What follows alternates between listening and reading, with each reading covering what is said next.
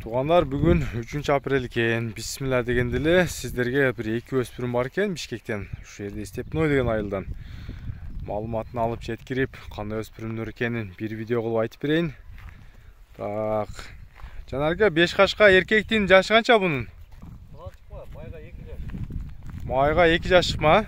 Мына 5 кашка экен. Тоору 5 кашка. Үйрөтүлгөнбү? Үйрөтүлдү экен. Азо экен, а? Азо. Тишин ачып коюлса көзү жанына жакын отпойт экен. Азо. Тол таза, а? Ооба. Мунун парадасы кандай болуп калат тору качкан?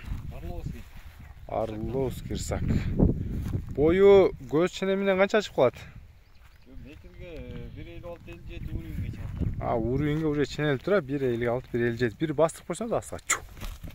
Бул аябай курж экен туугандар. Ха жаныбар, мына. Байкап туруңуздар, тору 5 кашка өспүрүм. Жанар экибизден. Так, мына. Кашкабактары негизи мойындары узун, башы кочкор тумшук болгон экен мына.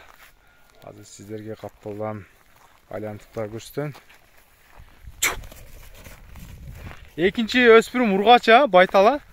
Абака. Экинчисин азыр көрсөтөйүн эми. Так. Мына биринчиңиздин баасы канча болот? 180 миң сом, а? Долларга да жазып коебуз туугандар. 180 миң сомго бунусун койду. Азыр эми экинчисин дагы кошуп көрсөтүп берем. Байтал бунус ургачы. Бунун жашы канча бул көктүн? Июлга 1 жашык ма?